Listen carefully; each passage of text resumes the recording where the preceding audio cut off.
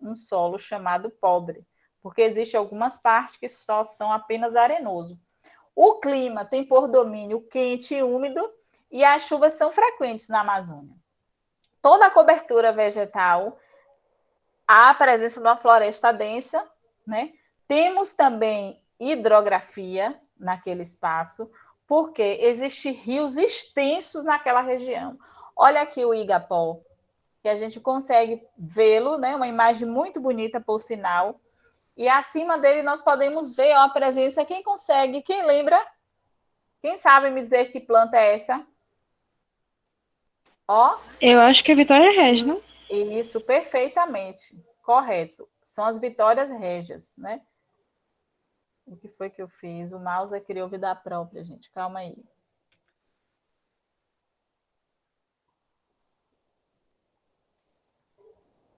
Vamos lá. Então, está aí, né, o nosso rio Igapó e a presença das nossas vitórias régias. Olha que lindo, gente. Tem também a várzea, né, que tem a presença da mata. É uma vegetação que ela se apresenta em áreas mais elevadas em relação às matas, né, do Igapó. Mesmo assim, lá existe a presença de inundações, porque há grandes períodos de cheias. Então, por esse fato, ali é muito frequente a presença de alagamento. Em média, essas árvores lá da mata da várzea alcançam mais ou menos 20 metros de altura, sem contar a imensa quantidade de galhos que são repletos de espinho. Então, é uma mata totalmente fechada, né? É uma terra firme, porém, não é de muito acesso para os seres humanos. Imagine, tantos espinhos, muito difícil o contato do homem, mas ainda assim, né, sempre tem uma visita inesperada, mas é muito difícil. A terra é firme, ó como é extensa todo esse território. Os relevos, né, da Amazônia, ó, os planaltos, existem superfícies com elevação e aplanadas, elas são marcadas por escarpas, onde o processo de desgaste geralmente é superior ao acúmulo de sedimento. Por quê? Quando acontece o processo de muitos ventos, chuvas, esse tipo de sedimentos ele acabam tendo seu desgastes. A altura geralmente é acima de 300 metros. As planícies, relativamente, como o nome já diz, são planas. O processo de deposição desses sedimentos geralmente é superior ao desgaste. Então, esse processo é diferente dos planaltos. Enquanto o processo de desgaste é maior que o acúmulo, o outro é ao contrário.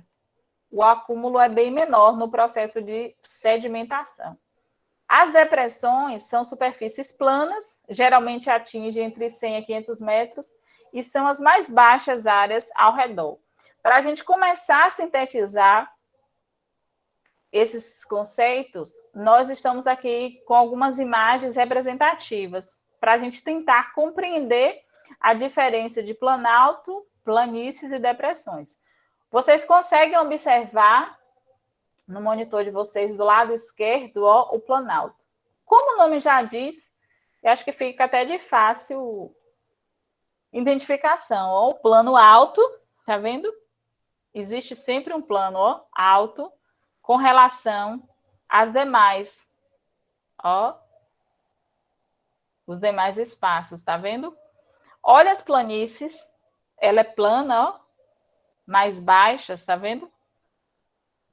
Já as depressões são aqueles vales que surgem em meio aos planaltos, tá vendo?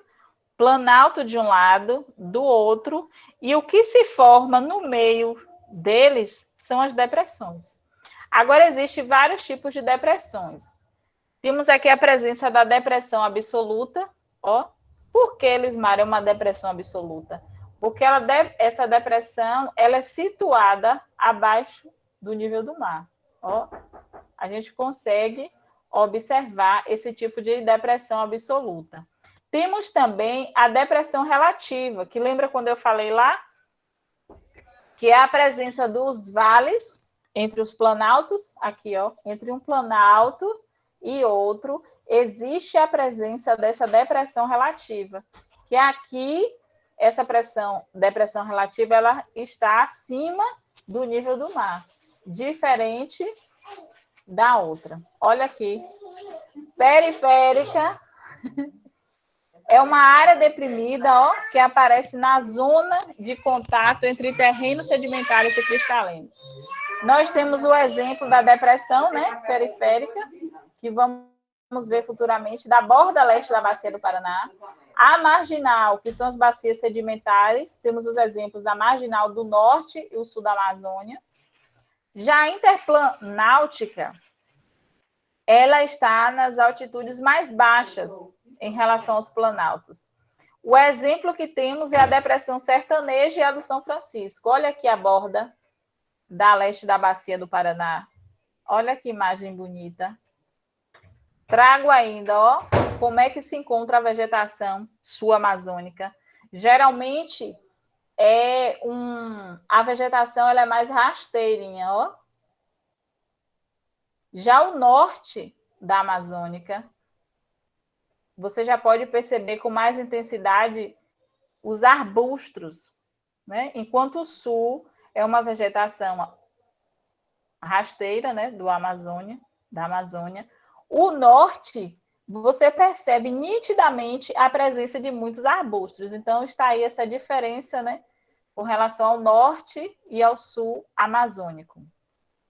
Já quando a gente traz a presença do domínio da caatinga, que a gente sabe que se estende por todo o sertão, o clima nesse domínio é semiárido, as chuvas ela não acontece de maneira bem distribuída, porque existe a questão das chuvas mal distribuídas, na verdade, e aí onde entra a presença da escassez, porque com a ausência de chuva, lembra quando falamos das áreas desérticas da aula passada? É justamente por isso, por falta de chuva naquele domínio. Então, quando a gente fala assim, a gente está falando do domínio da caatinga. Quimicamente, o solo é fértil. Sim, Lismara, quimicamente é fértil. Por que, porém, é rasa? Porque é pobre em matéria orgânica. Pode-se até alimentar, né, trazer composições para se enriquecer esse solo. Mas a ausência de matéria orgânica é bem presente nesse solo. Que tipo de rios existe nesse domínio? São os rios intermitentes.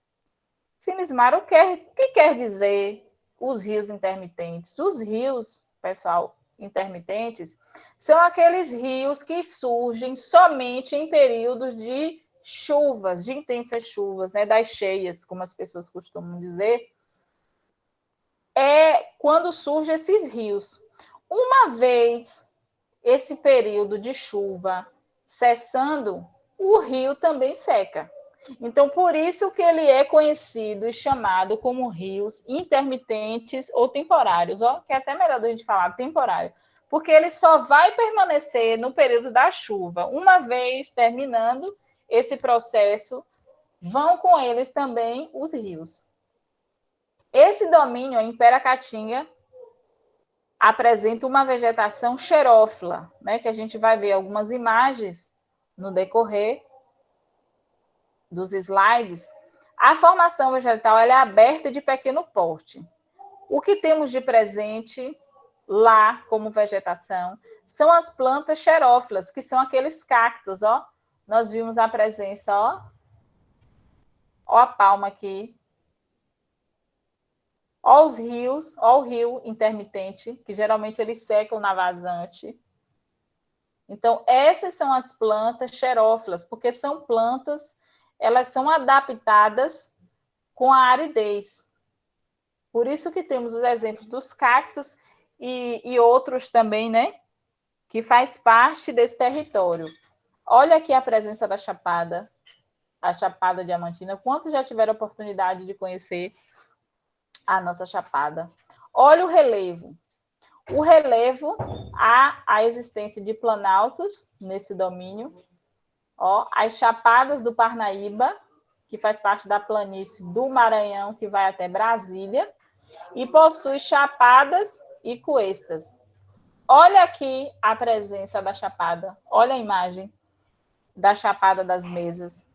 Vocês sabiam que essa Chapada das Mesas, ela é uma área de conservação do Cerrado no Maranhão?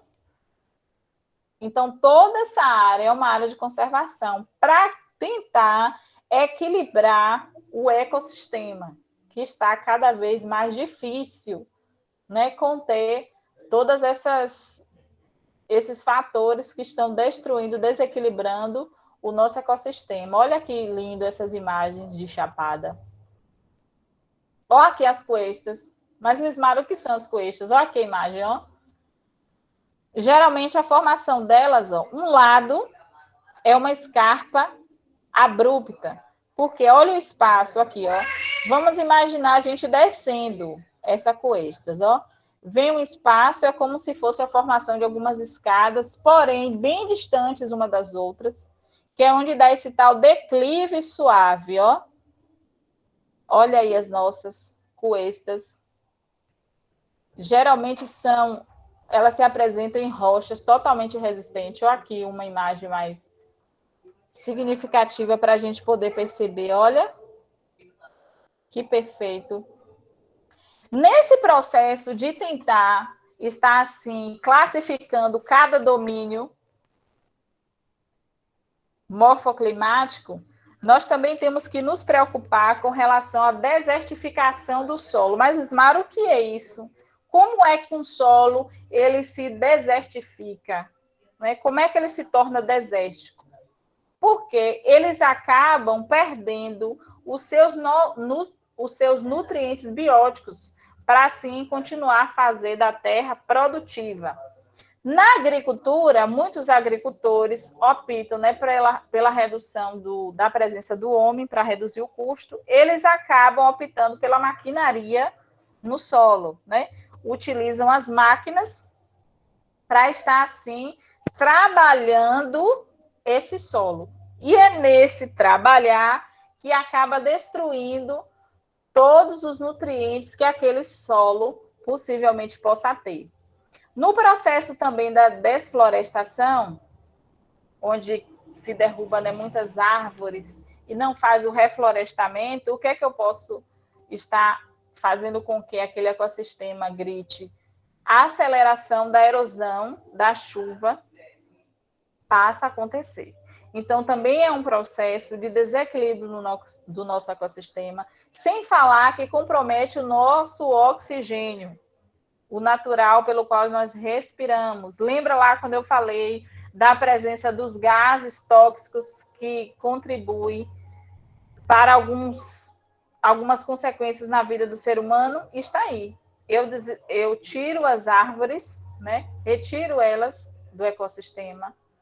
Futuramente, né, posteriormente a essa ação, eu estou causando um dano à natureza. Olha aí as causas, que há a degradação do solo, né, porque ela tem uma rápida perda desses nutrientes, aí vai tornar, ó lá, a imagem, ó, totalmente desértica. Imagine, talvez, aqui, isso fosse um rio. Olha como é que se encontra. Aí fica só no processo, ó, da arenização aquele espaço, sem produtividade futura nenhuma. Olha aí. Aparentemente, né, uma imagem perfeita, um solo fértil, porém, tudo isso pode se acabar devido a esses fatores, essas ações humanas, né? Agora trago uma presença de uma possibilidade de mudança, que é a agricultura biológica. Esse é um dos exemplos de agricultura sustentável que não utiliza agroquímicos e mobiliza menos o solo. Mas será que os agricultores, eles querem agir dessa forma? Claro que não, porque o custo, né, é bem maior e eles estão mais voltados para a questão do faturamento. Eles querem receber, faturar em cima daquela produção. Então, não tendo uma vez, não é de interesse deles. Então, eles acabam com tudo mesmo e cada um que se vire. No domínio do Cerrado, nós temos a ocupação da porção central do país. Agora, por que o domínio do Cerrado ele é um dos mais importantes domínios naturais do Brasil? Além dele se estender por áreas planálticas, com chapadas, clima tropical, continental, as chuvas no verão e o inverno é seco. O Cerrado ele tem uma cobertura, né? A sua vegetação tem a predominância de arbustos. Geralmente as árvores são retorcidas e a sua casca é grossa. Tem presença de hidrografias lá? Tem presença no Cerrado. Como é a caracterização desse solo liso? Esse solo é ácido. Olha aqui a representação das árvores nesse domínio, ó. O tronco e os galhos, ó.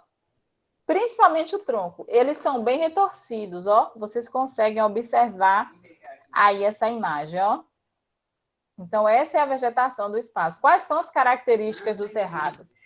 Como eu já falei, as árvores geralmente, tanto o tronco como as árvores são retorcidas, né? As raízes, elas são bastante profundas, porque elas tentam, né, conseguir absorver o tanto de água possível que elas puderem, para que no momento de seca, elas ainda possam consumir desses reservatórios de tanto que ela absorveu, a água necessária para se manter nesses períodos de seca. Olha o cerradão aí. O que é que você consegue ver nessa formação florestal? Ó, é uma vegetação bastante densa, ó. Na sequência, nós temos o quê? Os campos limpos e os campos sujos. Mas, Ismara, campo limpo tem isso agora, é? Campos limpos e campos sujos, sim. Com relação aos campos limpos, quais são os tipos de vegetações predominantes? As vegetações rasteiras. Já os campos sujos, além dela ter a presença da vegetação rasteiras, observem alguns arbustos, né? Bem esparsos, não é um coladinho no outro, não, mas vocês conseguem ver algumas árvores, ó, em algumas localizações. Então, enquanto os limpos só são aquela vegetação rasteira, o sujo, além de ter a vegetação rasteira, tem a presença também de algumas árvores, assim, bem distantes uma das outras. Olha aqui o domínio dos mares de morros. Esses domínios, eles geralmente configuram o domínio morfoclimático do Brasil, conforme a classificação que foi elaborada por Aziz, né? Esse domínio ele se estende por toda a faixa litorânea oriental do país, desde a região Nordeste até o estado de Santa Catarina. Lembra que eu falei que é a nível do mar? Por isso que é chamado dos mares de morros. E é basicamente aqui, ó, constituída pela Mata Atlântica e por algumas outras vegetações. Olha aqui os mares de morros. São até bonitos, né, gente? Confessem que é uma imagem bem significativa. Já o domínio das araucárias, que são áreas planálticas, né?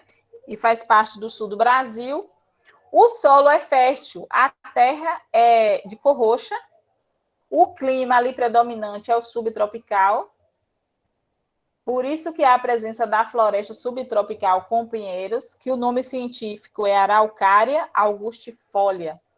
E os rios que pertencem à bacia do Paraná têm grande aproveitamento, né, das hidroelétricas. Olha aqui a mata das araucárias. Geralmente é um tronco reto, não é isso? Porém, os galhos em forma de círculos, ó. Na ponta, ao invés de você encontrar um buquê de flor, você vai encontrar uma vegetaçãozinha, ó, em cada galho, ó. E assim vai formando as nossas araucárias. Com relação às bacias hidrográficas, o que é preciso se saber? A bacia hidrográfica, também chamada de bacia de drenagem, ela é uma região caracterizada pela ação, né, pelo fato dela captar água de chuva que escoa pela chamada rede de drenagem. né? Que é a famosa rede hidrográfica. Geralmente é pelos cursos de água, como riachos, córregos, ribeirões, enfim. Em síntese, o que vem a ser a bacia hidrográfica, Lismara? Sabemos que ela corresponde a uma área drenada, né, por um rio, ou afluente daquele rio. Agora, vale destacar que dois aspectos eles são primordial. Precisa se existir ali naquele domínio. É o relevo e a hidrografia.